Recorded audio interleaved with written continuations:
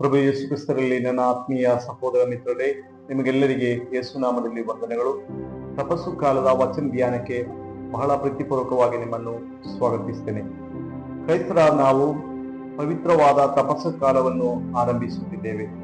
ಇದು ಕೇವಲ 40 ದಿನಗಳ ಉಪವಾಸ ಅಥವಾ ಪ್ರಾರ್ಥನೆಯ ಆಚರಣೆಯಲ್ಲ, ಬದಲಾಗಿ ನಮ್ಮೊಳಗಿನ ಅಹಂಕಾರವನ್ನು ಕಳೆದು ಅನ್ಯರ ನೋವಿಗೆ ಸ್ಪಂದಿಸುವ ಮಾನವೀಯತೆಯ ಹಬ್ಬ. ನವಜೀವನದ ಪಯಣದ ಈ ಕಾಲವನ್ನು ಆತ್ಮಾವಲೋಕನದ ಸಮಯವಾಗಿ ನಮಗೆ ಮಾರ್ಪಡಿಸೋಣ.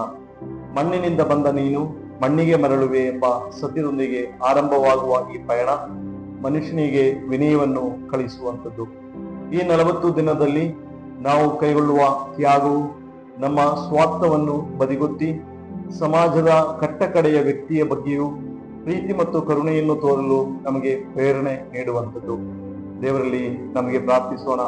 ಪ್ರೀತಿ ಮತ್ತು ಸೇವೆಯ ಜೀವನದ ಮಾದರಿಯಾಗಿ ನನ್ನನ್ನು ಮಾರ್ಪಡಿಸಿ, ಯಾವುದೇ ಧರ್ಮದ ಸಾರ ಅಂತಿಮವಾಗಿ ಬಂದು ನಿಲ್ಲುವುದು ಪ್ರೀತಿ ಎಂಬ 2 ಅಕ್ಷರದ ಮೇಲೆ. ನೆರೆಹೊರೆಯವರನ್ನು ತನ್ನಂತೆ ಪ್ರೀತಿಸುವುದು ಹಾಗೂ ಶತ್ರುಗಳನ್ನು ಕ್ಷಮಿಸುವುದು ಈ ಕಾಲದ ದೊಡ್ಡ ಸಂದೇಶ. ಪ್ರಭು ಯೇಸು ಕ್ರಿಸ್ತರು ನಮಗೆ ಬೋಧಿಸಿರುವಂಥದ್ದು ಇದನ್ನೇ. ಇಂದು ಜಗತ್ತಿಗೆ ಬೇಕಾಗಿರುವುದು ಯುದ್ಧ ಅಥವಾ ದ್ವೇಷವಲ್ಲ, ಬದಲಿಗೆ ಒಬ್ಬರನ್ನೊಬ್ಬರು ಅರ್ಥ ಮಾಡಿಕೊಳ್ಳುವ ದೊಡ್ಡ ಗುಣ. ಈ ಗುಣವನ್ನು ನಮ್ಮದಾಗಿಸಿಕೊಳ್ಳಲು ಈ ಕಾಲದಲ್ಲಿ ಪ್ರಯತ್ನ ಮಾಡೋಣ. ಹಸಿದವನಿಗೆ ಅನ್ನ ನೀಡುವುದು, ದೀನರ ಕಣ್ಣೀರು ಒರೆಸುವುದು ಮತ್ತು ಅಶಕ್ತರಿಗೆ ಆಸರೆಯಾಗುವುದೇ ನಿಜವಾದ ಲೌಕಿಕ ಉಪವಾಸ. ನಮ್ಮ ಮುಂದಿರುವ ದಾರಿ.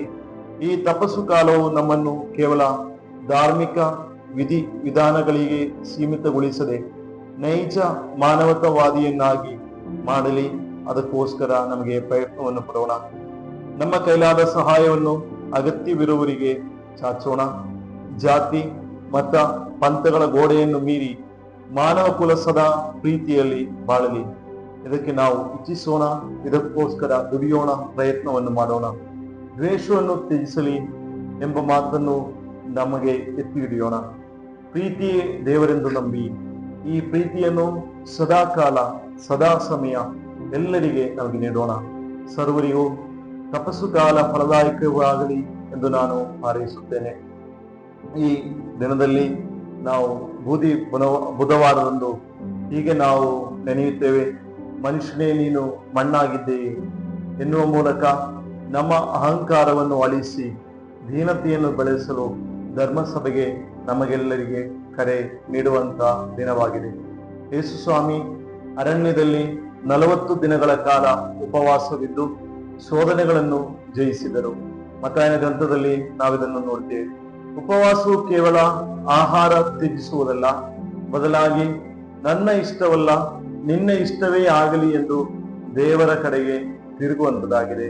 ಆತ್ಮೀಯರೇ, ಪ್ರವಾದಿ ಜೋಯಲ್ ಪ್ರವಾದಿಯ ಗ್ರಂಥ 2ನೇ ಅಧ್ಯಾಯದ 12ನೇ ವಚನ, ಸರ್ವೇಶ್ವರ ಇಂತೆನ್ನುತ್ತಾರೆ, ಈಗಲಾದರೂ ಮನಪೂರ್ವಕವಾಗಿ ನನ್ನ ಕಡೆಗೆ ತಿರುಗಿಕೊಳ್ಳಿ, ಉಪವಾಸ ಕೈಗೊಂಡು ಅತ್ತು ಗೋಳಾಡಿರಿ. ನಮ್ಮ ಪಾಪದ ಕುರಿತಾಗಿ ಪಶ್ಚಾತ್ತಾಪವನ್ನು ಪಡೋಣ. ನಾವು ನಮ್ಮ ಆಧ್ಯಾತ್ಮಿಕ ಬಲವನ್ನು ಹೆಚ್ಚಿಸಿಕೊಳ್ಳಲು ಪ್ರಾರ್ಥನೆಯನ್ನು ಈ ದಿನದಲ್ಲಿ ಹೆಚ್ಚಾಗಿ ಮಾಡೋಣ. ಯೆಶಾಯ ಪ್ರವಾದಿಯ ಗ್ರಂಥ 58ನೇ ಅಧ್ಯಾಯದ 7ನೇ ವಚನ, ಹಸಿದವರಿಗೆ ಅನ್ನ ಹಾಕುವುದು, ನೆಲೆಯಿಲ್ಲದೆ ಅಲೆಯುತ್ತಿರುವ ಬಡವರನ್ನು ಮನೆಗೆ ಬರಮಾಡಿಕೊಳ್ಳುವುದು, ಬೆತ್ತಲೆಯಾದವರನ್ನು ಕಂಡಾಗ ಅವರಿಗೆ ಬಟ್ಟೆ ಹೊರಿಸುವುದು, ನಿನ್ನ ರಕ್ತ ಸಂಬಂಧಿಕರಿಂದ ಮುಖ ಮರೆ ಮಾಡಿಕೊಳ್ಳುವುದೇ ಇರುವುದು, ಇದೇ ಅಲ್ಲವೇ ನನಗೆ ಇಷ್ಟಕರವಾದ ಉಪವಾಸ ವ್ರತ. ಆತ್ಮೀಯರೇ, ಈ ವ್ರತವನ್ನು ಚೆನ್ನಾಗಿ ನಿಭಾಯಿಸಲು ಧರ್ಮಸಭೆ ನಮಗೆ ಕರೆ ನೀಡುವಂತ ಸಮಯ. ಕಥೋಲಿಕ ಸಭೆಯ ಧರ್ಮ ಶಿಕ್ಷಣದ ಪುಸ್ತಕ CCC ಪ್ರಕಾರ ತಪಸ್ಸು ಕಾಲವನ್ನು ಈ ರೀತಿಯಲ್ಲಿ ಕೊಂಡೋಗಲು 1430ನೇ ಪ್ಯಾರಾಗ್ರಾಫ್ ನಮ್ಮನ್ನು ತಿಳಿಸುವಂಥದ್ದು. ಹೃದಯದ ಪರಿವರ್ತನೆ ನನ್ನಲ್ಲಿ ಸಂಭವಿಸಬೇಕು. ಇನ್ನರ್ ಪೆನೆನ್ಸ್, ಕೇವಲ ಬಾಹ್ಯ ಆಚರಣೆಗಳಿಗಿಂತ ಹೆಚ್ಚಾಗಿ ಅಂತರಂಗದ ಬದಲಾವಣೆಗೆ ನಾವೆಲ್ಲರೂ ಪ್ರಾಮುಖ್ಯತೆಯನ್ನು ನೀಡಬೇಕು ಎನ್ನುವಂಥದ್ದನ್ನು ಧರ್ಮಸಭೆ ನಮಗೆ ಕಲಿಸುವಂತ ಪಾಠವಾಗಿದೆ. ಇದು ಪಾಪವನ್ನು ದ್ವೇಷಿಸಿ ದೇವರ ಪ್ರೀತಿಯನ್ನು ಸ್ವೀಕರಿಸುವ ಕ್ರಿಯೆ. ದೈವಿಕ ಸಮ್ಮಿಲನವನ್ನು ನಮಗೆ ನೋಡ್ಬೋದು. ತಪಸ್ಸು ಕಾಲವನ್ನು ಕ್ರಿಸ್ತನ ಮರಣ ಮತ್ತು ಪುನರುದ್ಧಾನದ ರಹಸ್ಯದಲ್ಲಿ ಪಾಲ್ಗೊಳ್ಳಲು ಧರ್ಮಸಭೆ ನಮಗೆ ಸಜ್ಜಗೊಳಿಸಿರುವಂತಹ ಒಂದು ಕಾಲ.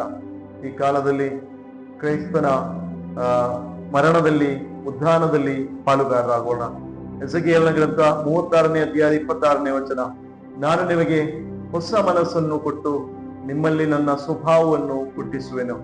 ಕಲ್ಲಾದ ಹೃದಯವನ್ನು ನಿಮ್ಮೊಳಗಿಂದ ತೆಗೆದು ಮೃದುವಾದ ಹೃದಯವನ್ನು ನಿಮಗೆ ದಯಪಾಲಿಸುವೆನು. ತಪಸ್ಸು ಕಾಲವು ನಮಗೆ ಶಿಕ್ಷೆಯ ಕಾಲವಲ್ಲ, ಅದು ದೇವರ ಕೃಪೆಯ ಕಾಲ.